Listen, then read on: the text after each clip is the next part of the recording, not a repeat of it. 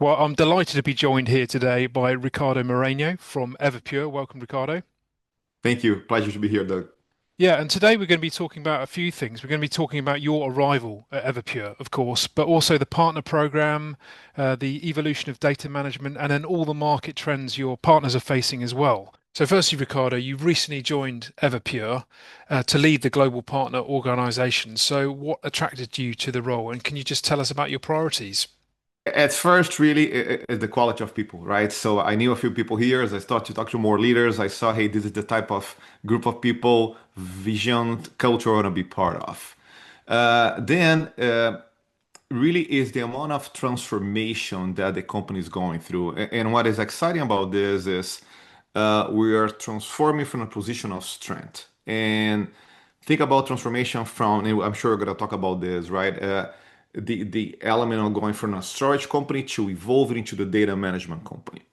Also from a consumption model, we have been from the beginning an infrastructure company, but we also allow partners or help clients buy from a consumption perspective, giving them options there. And also the way we continue to think about our go-to market. Maybe to close for now is we are partner always. So 100% of everything we do is done through partners. So for someone in my role, it's like the holy grail to be in an environment like that that is so partner friendly. No, that's perfect. And a partner program, some people would say, are much of a muchness, really. But so, how do you differentiate a partner program from the other infrastructure vendors out there? Yeah. Uh, I'll connect back to part of my reasoning, right? So 100% partners. So that is a big deal, right? Because we never compete with partners. Everything we do really is done with partners in mind. So that is a fundamental piece. A second one is we don't have a strategy of recruiting broadly a lot of partners out there. We are very conscious about who we go after. Those two very important pillars, I think, are critical to how we do. If you go beyond to the program itself, it's a program that really offers the partners a lot of options of how to engage with us, the way they want to consume, the role that they want to have, and throughout the process where they're helping them be successful from a practice building, enablement capabilities too. So we try to really approach that in a quite comprehensive way, but always with a fundamental view is partner always. Yeah, and when I talk to Everpure or Pure Storage, as it was, there's always been emphasis on moving the partners, helping them move from product resale into services and recurring revenue. So, what are you doing there? Yeah. Uh, I'll break it down in two areas. We have a protocol Evergreen One that gives plenty of flexibility for customers on how they want to consume our offers.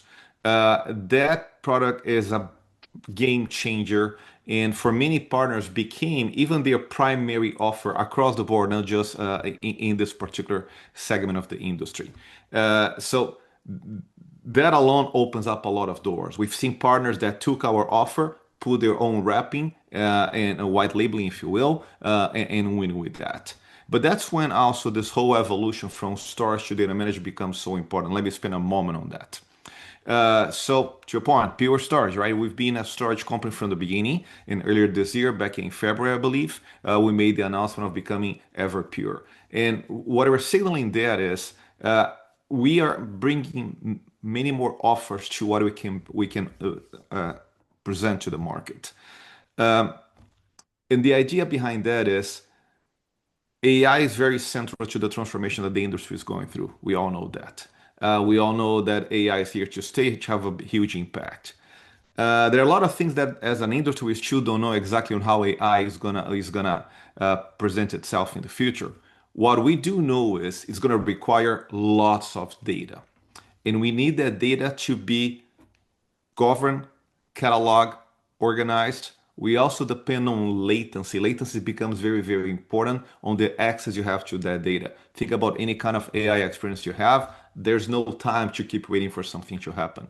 All of that puts us, Everpure, in a very strong position because we have the best storage technology in the industry. But now, on top of that storage technology, we're offering software capabilities to do just what I described, have access to data in a really organized way, uh, catalog, qualify that data. Now, Uh, our belief in this change is such that we even change the brand name, hence the change, right? I mean, very few things are as powerful and as valuable for a company as their company name and brand. We believe in this change so much that we went all the way there.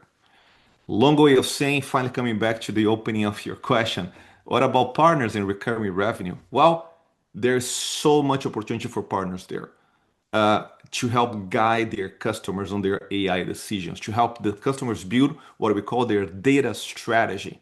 Because data now is in the center of everything and the applications are around the data. For partners to do that, they need to be experts and they can bring a lot of services capability, consulting capability, and all of the software that's associated with that. Yeah, no, definitely. And you so you dropped storage from your name, as you said a few months back, but also you don't really like being described as a storage vendor anymore. It's a storage and data management, or maybe even just data management. So why is that distinction so important? Yeah, and I appreciate the question because it's important to leave something very clear. We love storage. Storage is one of the very core of who we are and what we do. And we continue to invest very heavily in storage. So, like, make no mistake about that, right? Now, what we're doing is the evolution of going beyond and bringing more, right? Storage was about where the data was and how you access data. Now we're bringing the other elements that I was referring to, cataloging, governing, prioritizing the data. That is the critical step up that AI is requiring, and that is what the change is.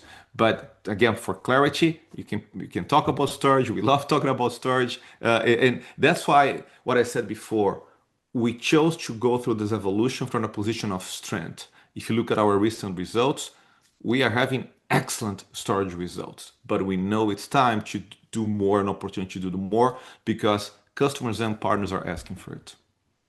Yeah, no, that's definitely true. The point is that definitely stands on the the growth you're having is pretty exceptional. But I mean, what advice would you have to partners that are trying to reposition themselves as strategic advisors around Yeah. data rather than infrastructure suppliers? Yes. Build a practice.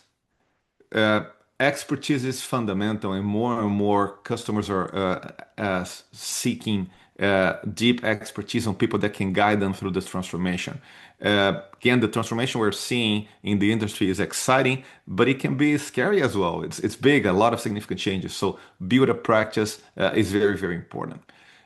Second one, and this, some partners are way ahead, so they don't need this. But for those that are still going through the transformation, really adjust your business model to benefit from recurring revenue, including the way you work with the compensation of your own team, your sales teams, how they benefit from that. Again, for those that were born and raised that way, it's second nature. For those that came from a very much of a on-prem type of approach, this can be new. So adjusting to that comp model, incentive model overall is pretty important.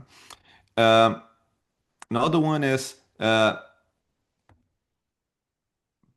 more and more understand the many technologies coming out there and how they can all come together, the overall idea of the meet in the channel, right? We work really closely with a lot of critical alliances for us, strategic alliances, and there's a lot of beauty that can be built when the partner themselves bring all of that together and deliver to the customers. I think I'll stick to those. No, that's great. And so, how can partners help customers prepare their data estates for successful AI and generative AI workloads? Yeah. Um,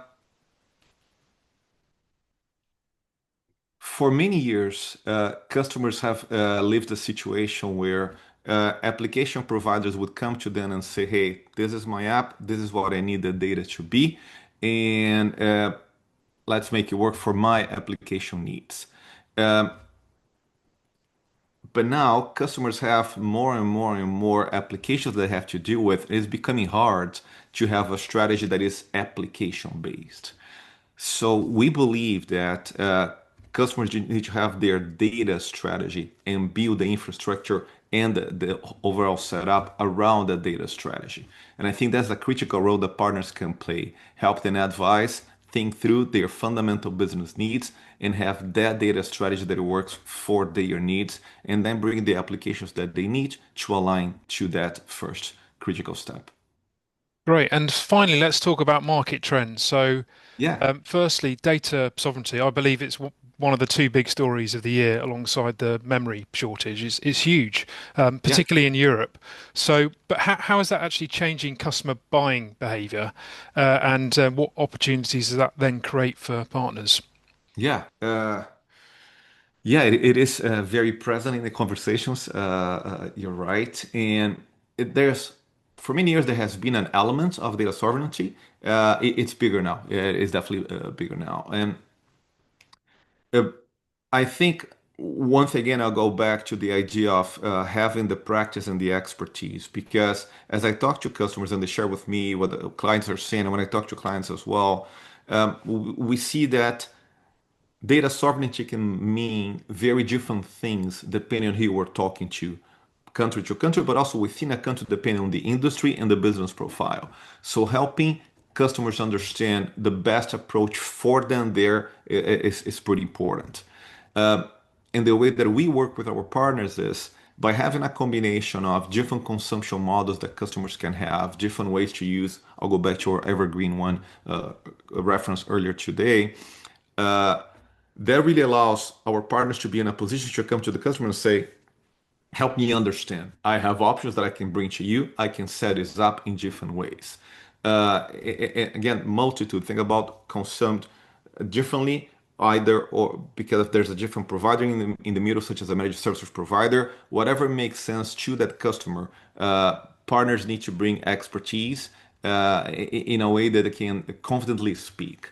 From our side, what we do is we educate our partners with everything we have, as well as an industry perspective to help them be in a strong position. Great. And so, one final question. So, Yeah. where do you see the biggest growth opportunities for partners over the next 2 or 3 years? Oh, that's a big one. I'll answer within our industry, right? Because there's so much there. Uh, and I really, I'll have to build in many ways to a couple of the comments I made earlier today. This idea of data strategy is huge.